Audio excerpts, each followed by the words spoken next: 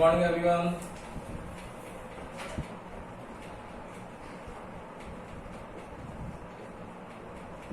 Good morning, sir. Good morning बेटा, good morning. अपना chapter चल रहा था मैग्नेटिज्म एंड मैटर.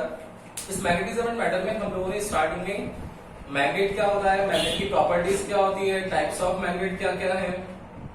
देन उसके बाद हम लोगों ने ये देखा था कि जो मैग्नेट है आप लोगों का, उसका मटेरियल जो नेचर है वो किस फॉर्म में आएगा. ठीक है ना. तो कल हम लोगों ने डिफरेंट डिफाइंस लिखी थी, जिसमें आप लोगों को मैंने magnetic field, magnetic flux, then magnetic flux के बाद में आप लोगों के इंटेंसिटी ऑफ मैग्नेटिक फील्ड और इंटेंसिटी ऑफ मैग्नेटिज्म दोनों डिफाइंस बताई थी, दोनों डिफरेंस बताया था आपको.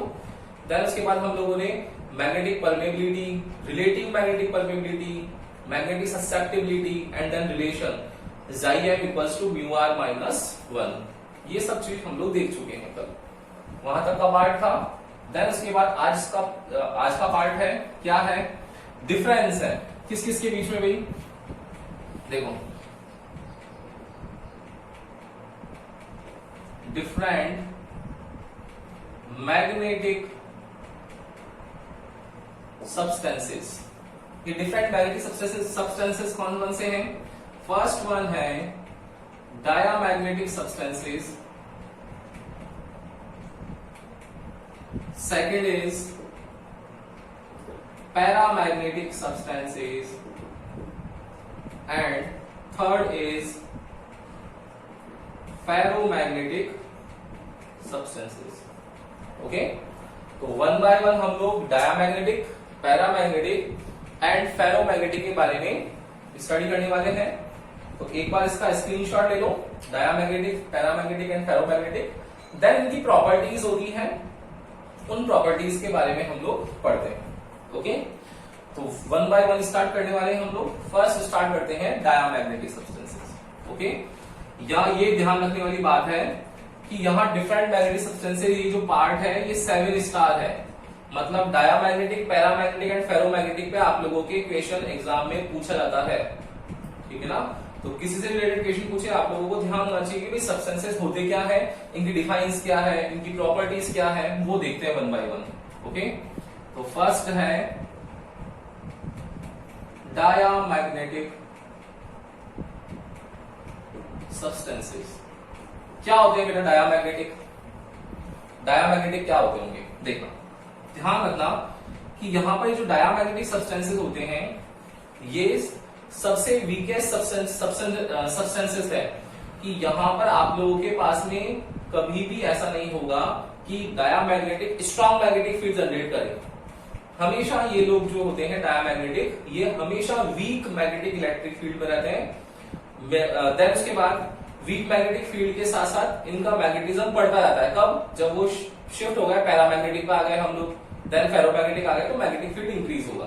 तो डायामैग्नेटिक सब्सटेंसेस के बारे में क्या लिखेंगे? फर्स्ट पॉइंट है इसका, प्रॉपर्टीज है इसमें. तो फर्स्ट लिखेंगे हम लोग the substance which has lesser magnetic field. The substances which has lesser magnetic field then it is known as diamagnetic substances.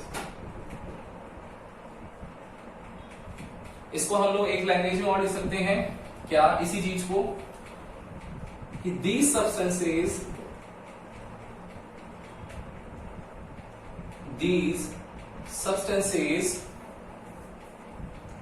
will be shaped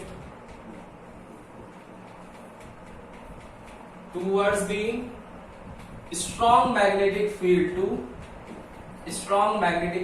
to weak magnetic field. देख, strong to week की तरफ travel करते हैं, वही substances कहलाते हैं कौन से?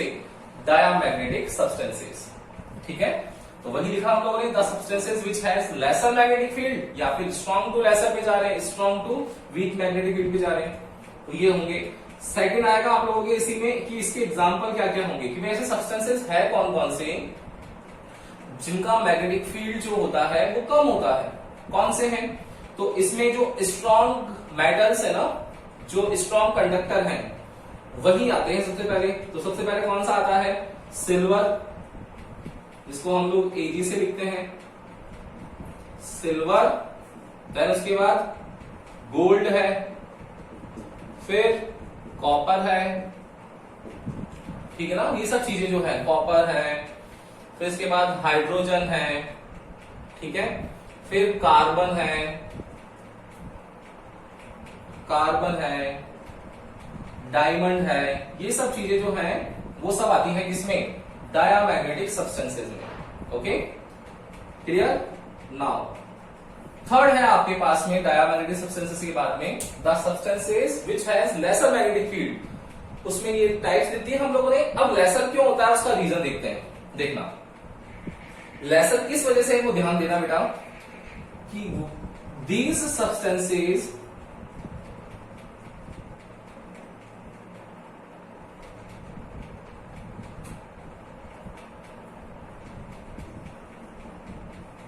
are opposed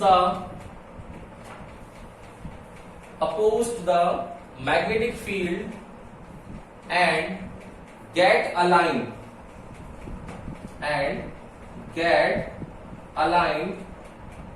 in perpendicular direction to the magnetic field।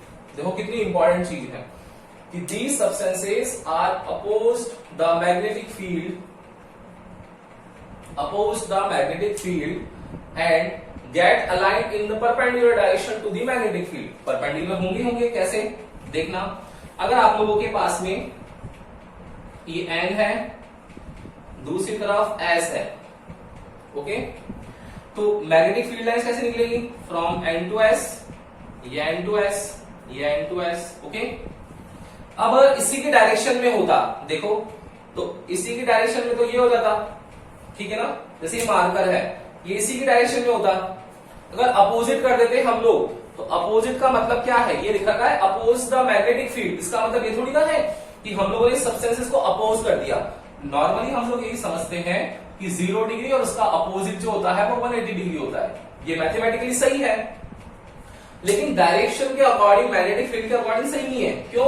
क्योंकि यहाँ पे सब्सटेंस जो है हमारे पास, उसका N और S तो पता है नहीं हम लोगों को। तो अगर इसको ऐसे रखा तो क्या पता यहाँ पर इसको अपोज कर रहा है नहीं कर रहा है। अगर हम लोग इस आयरन नेल को ऐसा उल्टा करके रख दें तो क्या पता अपोज कर रहा है नहीं कर रहा है। तो अपोज कब करेगा हमको कैसे पता पड़ेगा? कि वो अलाइन हो जाएगा किस डायरेक्शन में? परपेंडिकुलर डायरेक्शन में। मतलब ये अगर मैग्नेटिक सब्सटेंस अगर इस तरीके से परपेंडिकुलर डायरेक्शन में अगर अलाइन हो जाए, तब आपके पास में ये जो सब्सटेंसेस हैं वो डायामैग्नेटिक सब्सटेंसेस की प्रॉपर्टी में आएगा, ठीक है ना। तो these substances are opposed the magnetic field and get aligned in the perpendicular direction to the magnetic field। okay, clear?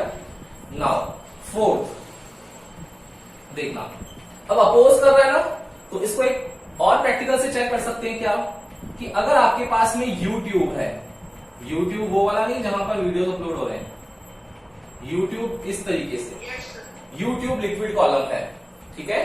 इस YouTube लिक्विड कॉलम के अंदर बेटा अगर मैंने इसको मैग्नेटिक फील्ड में रख दिया, देखो यहां पर मैंने इसको मैग्नेटिक फील्ड रख दिया, ये N और ये S, ये पूरा लिक्विड से फिल था पहले, ये पूरा लिक्विड से फिल है। अब इसको जैसे ही मैंने मैग्नेटिक फील्ड में रखा तो ये तो अपोज करेगा, तो अपोज करेगा तो क्या होना चाहिए बताओ? अपोज करना मतलब ये जो लिक्विड है कॉलम में वो क्या हो जाएगा? डिक्रीज हो जाएगा इसका लेवल, एंड इस तरफ में क्या होगा? ऊपर की ओर बढ़ जाएगा। आप लोगों ने देखा होगा कि जो मकान बनाने वाले होते हैं उनके पास एक लेवलर होता है जिसमें पाइप से चेक करते हैं वो लोग, तो क्या होगा? एक तरफ लेवल डाउन जाएगा तो एक तरफ लेवल अप आएगा। तो इस तरफ जैसे ही वो रिपेल करेगा तो उधर नीचे आ जाएगा अपोज करने की वजह से, उधर लेवल क्या होगा? ऊपर इंक्रीज हो जाएगा, चढ़ जाएगा ऊपर, ठीक है ना। मतलब अगर ऐसी कोई प्रॉपर्टी हो जिसमें लिक्विड जो है वो रिपेल होकर मैग्नेट से नीचे आ जाए मैग्नेटिक फील्ड में, मतलब वो सब्सटेंसेस कौन सा होगा? डायामैग्नेटिक होगा। ये भी उसकी प्रॉपर्टी हो सकती है, ओके। फिर फिफ्थ प्रॉपर्टी होती है इसकी, ये हो गई। फर्स्ट क्या है? डिफाइन लेसर मैग्नेटिक फील्ड या higher to lower, strong to weak, then उसके डिफाइंस, देन उसके बाद अपोज करता है और परपेंडिकुलर डायरेक्शन में लाइन होता है। फोर्थ, लिक्विड जो हो रहा है रिपेल होकर के नीचे चला जाएगा। फिफ्थ होता है यहां पर कि इसकी जो मैग्नेटिक परमेबिलिटी होती है वो लेस देन 1 होती है। कितनी इंपॉर्टेंट चीज है ये, सबसे ज्यादा इंपॉर्टेंट यही प्रॉपर्टी है इसमें कि इसकी मैग्नेटिक परमेबिलिटी जो होती है वो लेस देन 1 होती है। अब इस लेस देन 1 का मतलब समझो, ध्यान से देखना बेटा मैंने क्या लिखा है। लेस देन 1 का मतलब क्या है कि म्यू आर क्या होता है, म्यू अपॉन म्यू नॉट, यही होता है। ये म्यू क्या होता है, मैग्नेटिक फील्ड डिसाइड करता है मीडियम का, म्यू नॉट डिसाइड करता है मैग्नेटिक फील्ड वैक्यूम का, ये लेस देन 1 है। इसका मतलब क्या हुआ कि Bm जो होगा वो बी नॉट से कम होगा। बी नॉट क्या है, वैक्यूम का मैग्नेटिक फील्ड, Bm क्या है, मीडियम का मैग्नेटिक फील्ड, कम है। मतलब अगर ये मैग्नेट है और ये अगर वैक्यूम में प्रेजेंट है तब तो उसका मैग्नेटिक फील्ड बहुत ज्यादा है, ठीक है। अब जैसे इसको मैं इस मैग्नेट को उठा करके लेके चला जाऊं किसी मीडियम में, तो जैसे इसको मैंने मीडियम में शिफ्ट कर दिया तो उसका मैग्नेटिक फील्ड क्या होगा, कम हो जाएगा। क्यों कम हो जाएगा, क्योंकि वो क्या करता है, अपोज करता है। अपोज करने की वजह से ही वो strong magnetic field to weak magnetic field में शिफ्ट हो जाता है, इसलिए उसका मैग्नेटिक फील्ड देखो कम हो गया। आई चीज समझ में। इसका मतलब है कि अगर आप लोगों के पास में कोई एक N और S सब्सटेंसेस है और अगर हम लोगों ने यहां पर एक मैग्नेटिक मटेरियल रख दिया तो मैग्नेटिक मटेरियल रखने पर मैग्नेटिक फील्ड लाइंस क्या होगी, इसमें से पास होने ही नहीं वाली है। सारी की सारी क्या करेगी, अपोज करेगी। तो जैसे ये मैग्नेट जो था ये बाहर रखा हुआ था तब तो इसका मैग्नेटिक फील्ड था स्ट्रॉन्ग, जैसे इसको मैग्नेटिक फील्ड में रखा कम हो गया। कम का मतलब क्या आया कि कम होते ही यहां पर जो वैल्यू है वो कम हो गई, अपोज करने लग गई। देखो तो यहां से मैग्नेटिक फील्ड होगा ना वो क्या होगा, ऐसे रिपेल होकर बाहर निकल जाएगा। देखो इसमें से जाएगा ही नहीं, ओके। तो यहां पर आप लोगों के पास में मैग्नेटिक फील्ड जो होगा वो इसमें से पास होने ही नहीं वाला है, clear. And last 6th number पे आती है प्रॉपर्टी। वो 6th नंबर पे जो प्रॉपर्टी आती है वो भी देखो इंपॉर्टेंट है और इजी है काफी। क्या है वो प्रॉपर्टी, 6th नंबर पे प्रॉपर्टी आती है लास्ट, वो है Xim। Xim क्या है, मैग्नेटिक ससेप्टिबिलिटी। मैंने क्या बताया था, ससेप्टिबिलिटी का मतलब क्या है, एक्सेप्टेंस। अब देखो ये Xim जो होता है वो नेगेटिव होता है।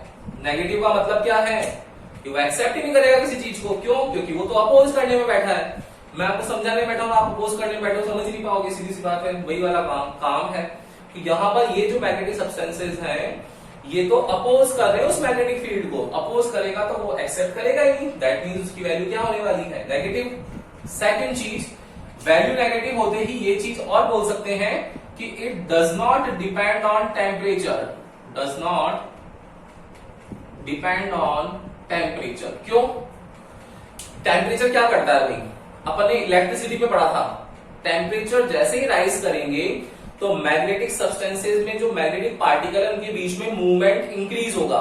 मूवमेंट इंक्रीज होने से उसका मैग्नेटिज्म इंक्रीज होने वाला होगा। लेकिन वो अगर चाहता ही नहीं है कि मैग्नेटिज्म इंक्रीज हो, मतलब टेम्परेचर कितना भी बढ़ा दो, टेम्परेचर से कोई फर्क पड़ ही नहीं रहा है, क्योंकि वो तो बढ़ना ही नहीं चाह रहा है, अपोज ही करेगा हर बार। तो अपोज करेगा तो टेम्परेचर को कितना ही राइज कर दो, कभी भी मैग्नेटिक फील्ड इंक्रीज नहीं होगा। मतलब वो टेम्परेचर पे डिपेंड करता ही नहीं है। तो it does not depend on temperature. तो याद रखना, एग्जाम में आप लोगों के पास प्रॉपर्टीज आएगी, 7 स्टार लिखवाया है, थ्योरेटिकल है, बहुत इजी है। फर्स्ट क्या है बेटा, the substance which has lesser magnetic field. समझ में आइए क्या होगा, लेसर क्यों होता है, क्योंकि परपेंडिकुलर होगा। इसको और तरीके से क्या लिख सकते हैं कि शिफ्ट हो जाता है towards the strong to weak, ये भी लिख सकते हो। देन इसके बाद एग्जांपल्स इसके सिल्वर, गोल्ड, कॉपर। फिर थर्ड, अपोज कर रहा है तो अपोज कैसे करेगा। अपोज का मतलब ये नहीं है कि 0 डिग्री से घूम करके 180 डिग्री आ जाएगा, अपोज वो नहीं है।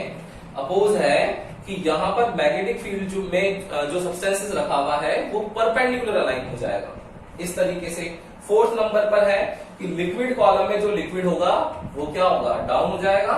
फिफ्थ है कि अगर मैग्नेटिक सब्सटेंसेस रखेंगे तो इसमें से जितनी भी मैग्नेटिक फील्ड लाइंस हैं वो मैग्नेटिक फील्ड लाइंस इसमें से पास होगी ही नहीं, इसको सिर्फ डायरेक्ट रिपेल करके निकल जाएगी, इसमें से पास ही नहीं होगी। ओके, और सिक्स्थ है कि इसकी मैग्नेटिक ससेप्टिबिलिटी नेगेटिव होती है, दैट मींस ये टेम्परेचर डिपेंड नहीं करता।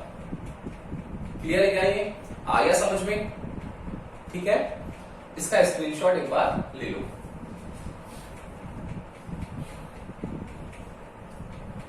डन। अब देखना सेकंड कौन सा है बेटा? पैरामैग्नेटिक। पैरामैग्नेटिक से बेटर होता है। तो सेकंड नंबर पर अब हम लोग पढ़ने वाले हैं पैरामैग्नेटिक सब्सटेंसेस। क्या होता है पैरामैग्नेटिक सब्सटेंसेस? देखना, पैरा जो मैग्नेटिक सब्सटेंसेस है इनका मैग्नेटिक फील्ड ज्यादा होता है। तो the substances which has higher magnetic field then it is known as paramagnetic substances. देखो, the substances which has higher magnetic field then it is known as paramagnetic. अब ऐसा कोई सब्सटेंस हो जिसका हायर मैग्नेटिक फील्ड, उसका मतलब क्या होगा कि वो पहले कम होगा बाद में बड़ा होगा। हायर तो ऐसे ही होता है, पहले कम बाद में ज्यादा। तो क्या होगा? The substances, these substances will be shift towards the, क्या हो जाएगा? उल्टा just, weak magnetic field to strong magnetic field। Okay, देखो weak to strong में शिफ्ट होता है। देन एग्जाम्पल्स, अब देखो क्या एग्जाम्पल्स होंगे इसके, क्या एग्जाम्पल होते हैं इसके? एग्जाम्पल्स में आता है एल्यूमिनियम है। जैसे एल्यूमिनियम का नेचर होता है कि एल्यूमिनियम हमेशा लोअर टू हायर में शिफ्ट होने वाला सब्सटेंस है। देन सोडियम, सोडियम भी ऐसा ही होता है। देन कंपाउंड्स भी आएंगे, कॉपर क्लोराइड है, ठीक है, एल्यूमिनियम क्लोराइड है, ऑक्सीजन है, O2, ये सब चीजें जो होती है वो यहां पर आप लोगों के पास में पैरामैग्नेटिक सब्सटेंसेस में आती है। ओके, देन थर्ड आती है यहां पर, these substances are oppose the magnetic field. या हो सकते हैं क्या अपोज करते हैं क्या? नहीं, तो क्या करेंगे? These substances will increase the magnetic field, increase करेंगे, will increase the magnetic field and get align. Increase कब करेंगे? उनकी डायरेक्शन में ही अलाइन होकर के, and get align in the same direction to magnetic field. अब सेम डायरेक्शन का मतलब क्या है कि इन्हीं की डायरेक्शन में वो अलाइन हो गया। देखो, हो गया, इसी डायरेक्शन में अलाइन हो गया। नेक्स्ट फोर्थ क्या हो रहा है? वीक टू हायर जा रहे हैं, मतलब इसका जो लेवल होगा वो क्या होने वाला है? ये इस बार डाउन होगा, इधर क्या होगा? इधर की तरफ अप हो जाएगा। यहां लेवल बढ़ेगा, यहां लेवल इस बार यहां डाउन जाएगा। क्यों? क्योंकि ये अट्रैक्ट कर रहा है, अपनी ओर खींच रहा है, तो ऊपर की तरफ आएगा लेवल। क्लियर? नेक्स्ट फिफ्थ क्या होगा बेटा कि इसकी मैग्नेटिक परमिबिलिटी देखो जस्ट अपोजिट है। तो म्यू आर ग्रेटर देन 1 होती है, मतलब म्यू अपॉन म्यू नॉट जो होगा वो ग्रेटर देन 1 होगा। That means bm upon b not greater than 1 होगा, मतलब मैग्नेटिक फील्ड जो होगा वो क्या हो जाएगा? मीडियम में रखने पर बढ़ जाएगा। बढ़ जाएगा इसका मतलब क्या है? देखो कितनी इंपॉर्टेंट चीज है ये। बढ़ जाएगा इसका मतलब क्या है कि अगर आपके पास N और S है और कोई मैग्नेटिक सब्सटेंस रखा हुआ है, इसका मतलब है कि इसका मैग्नेटिक फील्ड बढ़ा। क्यों? क्योंकि सारी मैग्नेटिक फील्ड लाइंस इसी में से चली गई। तो मैग्नेटिक फील्ड लाइंस पास होने का मतलब क्या है? Higher magnetism. मतलब मैग्नेटिक फील्ड लाइंस जो होगी वो क्या होगी? इसमें से पास होकर के जाने लग जाएगी, ये इसमें से पास होके जाएगी, इसमें से पास होके जाएगी, है ना? लेकिन ऐसा नहीं होता कि 100% मैग्नेटाइज कर दे, 100% नहीं करता, लेकिन ये ऐसा है कि 80 to 90% इसको मैग्नेटाइज कर देता है। तो उसमें से मैग्नेटिक फील्ड लाइंस जो है वो इसमें से पास होकर के जाती है। क्लियर है? ये देखो ये दोनों नहीं जा रही है, तो फेरो आएगा, उसमें क्या होगा? सब सारी की सारी चली जाएगी, क्योंकि वो 100% मैग्नेटाइज करेगा। क्लियर है ना? और लास्ट है सिक्स्थ कि ये तो क्या कर रहा है? मैग्नेटिक फील्ड को इंक्रीज कर रहा है, मतलब इसकी जो मैग्नेटिक ससेप्टिबिलिटी होगी वो नेगेटिव नहीं हो सकती। अपोज करता तो नेगेटिव होती, मतलब क्या होती है ये होती है पॉजिटिव। और पॉजिटिव है मतलब टेम्परेचर दे रहे होंगे तो वहां पर सब्सटेंसेस क्या हो रहे होंगे, उसमें पार्टिकल्स मूविंग कर रहे होंगे और मैग्नेटिक फील्ड बढ़ रहा होगा, मतलब टेम्परेचर पे इस बार डिपेंड करेगा। तो क्या होगा, it depends on the temperature. Okay, temperature पे ये सब्सटेंस जो है वो डिपेंड करता है। ओके, क्लियर, कोई दिक्कत है यहां तक? नहीं है। आगे देखेंगे इस टेम्परेचर को क्यूरी टेम्परेचर भी बोलते हैं, आगे आएगा, इसके बाद बताएंगे आप लोगों को। ठीक है, पैरामैग्नेटिक सब्सटेंसेस कितना इजी हो गया देखो। Substances which has higher magnetic field, first क्या होगा, सेकंड लोअर टू हायर में जाएगा, थर्ड उसके एग्जांपल्स, फोर्थ उसी की डायरेक्शन में लाइन हो जाएगा, fifth water level liquid level जो है वो इंक्रीज हो जाएगा, सिक्स्थ मैग्नेटिक फील्ड लाइन जो है वो पास होना चालू हो जाएगी, सेवन उसका मैग्नेटिक जो ससेप्टिबिलिटी है Zm वो इंक्रीज हो जाएगा, मतलब टेम्परेचर पर डिपेंड कर रहा है। ओके, क्लियर, कोई दिक्कत है यहां तक? नहीं है। ले लो, उसका भी स्क्रीनशॉट ले लो बेटा एक बार।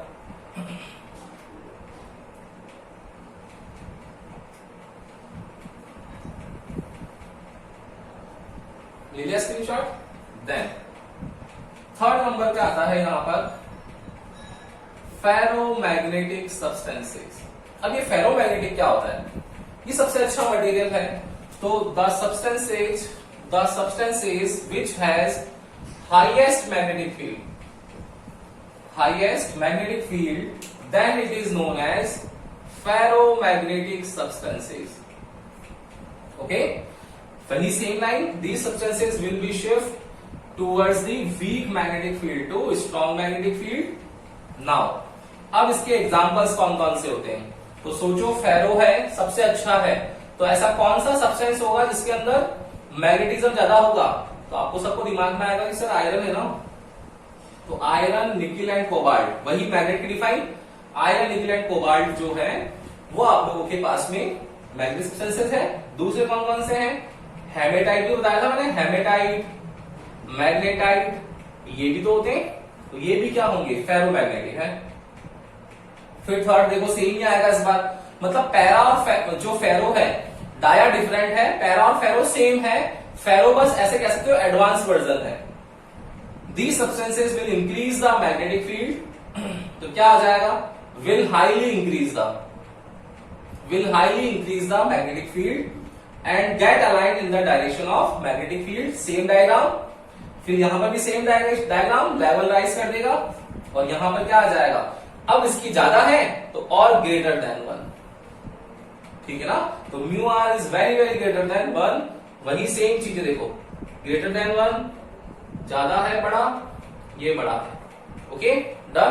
तो इस बार क्या होगा कि ये मैग्नेटिक फील्ड लाइंस जो बाहर जा रही थी, अब की बार सारी की सारी देखो अंदर आ जाएगी। तो अब इसका डायग्राम अगर हम लोग रिकंस्ट्रक्ट करें तो क्या होगा कि अगर आपके पास में N है, यहां पर S है, और अगर ये मैग्नेटिक सब्सटेंस है, तो सारी मैग्नेटिक फील्ड लाइंस जो होगी वो इसी में से होकर के जाएगी, कोई सी भी बाहर नहीं जाएगी, ये सारी इसी में से होके जा रही है, देखो सारी इसी में से होके जाएगी,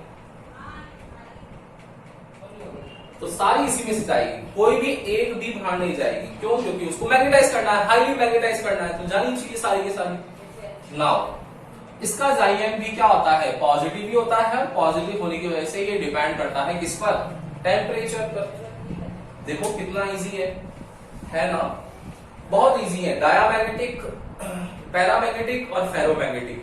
डायामैग्नेटिक अपोजिट है थोड़ा, पैरा और फेरो सेम है। पैरा और फेरो में आपको बस कम और ज्यादा का ध्यान रखना है, डायामैग्नेटिक ध्यान रखना, अपोजिट होते हैं इस वजह से उसमें सब चीजें कम होती हैं।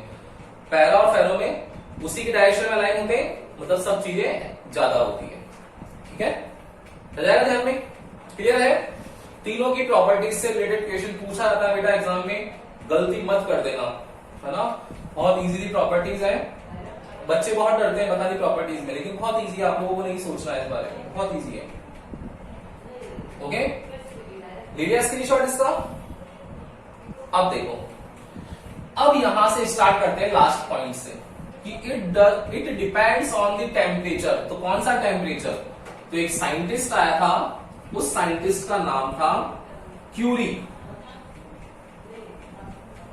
ये वही क्यूरी है, पियरे क्यूरी दो थे ना, आपको याद हो तो, गोबार्ड 60, madam Curie, Pierre Curie, cancer के लिए जो उन्होंने फाइंड किया वही क्यूरी है, ये पियरे क्यूरी है, लेकिन वो फीमेल वाला है ना, मैडम वाला नहीं है। देखो तो इसको बोलते हैं क्यूरी लॉ। क्यूरी लॉ क्या है बेटा? ये बोलता है कि एक फिक्स्ड पार्टिकल, जैसे देखो सेम क्या क्या हुए, आपको ये तो समझ में आ गया होगा ना, सेम क्या क्या है, पैरा और फेरो है। पैरा और फेरो में से बेटर कौन सा है? फेरो एडवांस्ड है, पैरा जो है वो लोअर वर्जन का है, ऐसे बोल सकते हैं हम लोग, ठीक है। तो ये बोलता है, ये क्यूरी लॉ भी किसके लिए होगा? टेम्परेचर पर डिपेंड कर रहा है, तो पैरा और फेरो के लिए होना चाहिए। ये बोलता है क्यूरी लॉ कि एक फिक्स्ड पर्टिकुलर टेम्परेचर, वापस सुनना, mark my word, fixed particular temperature, जो फिक्स्ड पर्टिकुलर टेम्परेचर है उससे कम टेम्परेचर है, तब तक तो क्या होगा कि सब्सटेंसेस के बीच में आयंस मूव करते रहेंगे, और आयंस मूव करते रहेंगे तो करंट का flow, magnetism field, magnetic field, magnetism high होगा। लेकिन उस सर्टेन लिमिट्स के टेम्परेचर से अगर और ज्यादा कर दे टेम्परेचर पे, तो क्या होगा? ज्यादा टेम्परेचर राइज करने पर उसके आयंस एक दूसरे से कोलाइड करने लग जाएंगे, तो ज्यादा कोलाइड करने लग गए तो एनर्जी का लॉस भी ज्यादा होगा, तो एनर्जी का लॉस होगा तो कंपैरेटिवली मैग्नेटिक फील्ड क्या हो जाएगा? कम हो जाएगा। तो मैग्नेटिक फील्ड दोनों में से कंपैरेटिवली कम किसका होता है? पैरा का।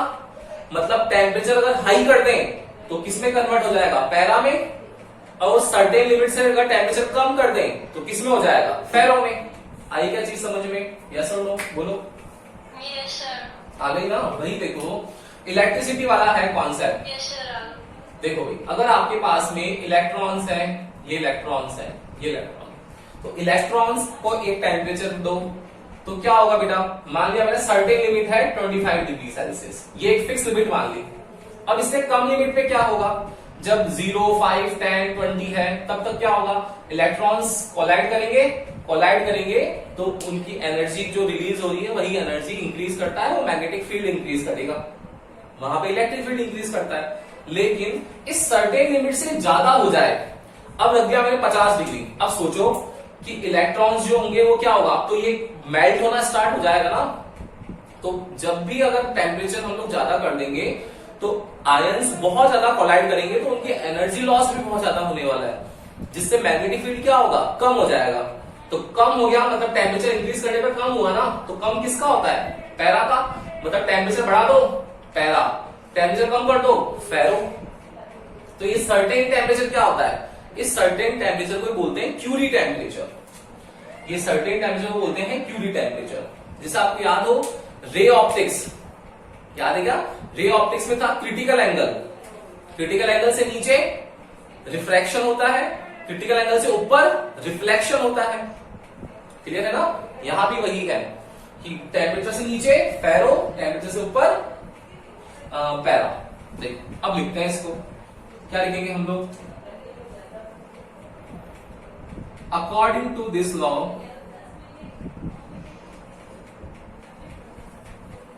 according to this law, magnetic substances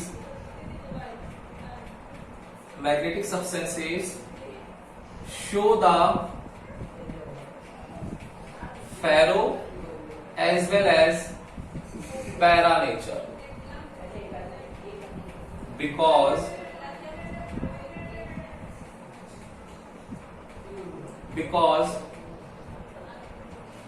on the certain limit of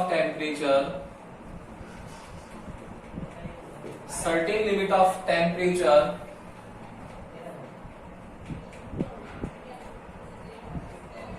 ions move in the magnetic field and shows different nature। अभी डिफरेंट नेचर क्या है?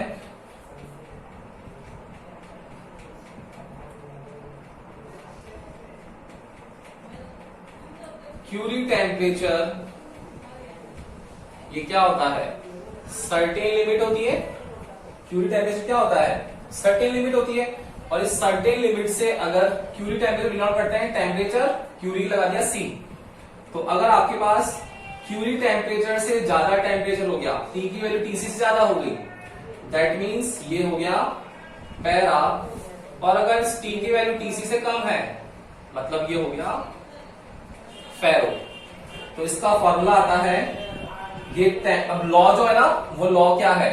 लॉ बोलता है कि जो मैग्नेटिक ससेप्टिबिलिटी है वो टेम्परेचर के इनवर्सली प्रोपोर्शनल है। तो वही चीज लिखनी है हम लोगों को। Therefore, magnetic susceptibility is directly proportional to 1 over T। 1 over T या inversely proportional to T, यही है क्यूरी लॉ। ओके, तो क्या हो जाएगा? इसके लिए क्या आ जाएगा? Xi m proportional to 1 over T। और यदि कम होता है इससे तो इसके लिए क्या आ जाएगा? Xi m proportional to 1 over T minus Tc। ठीक है, इसके लिए आएगा Xi m proportional to 1 over T, इसके लिए आएगा Xi m proportional to 1 over T minus Tc। अगर प्रोपोर्शनल साइन हटाना चाहो तो क्या आ जाएगा? Xi m equals to C upon T। ये C क्या है? Curie constant. यहां पर भी हटाना चाहो तो क्या आ जाएगा? Xi m equals to C upon T minus Tc।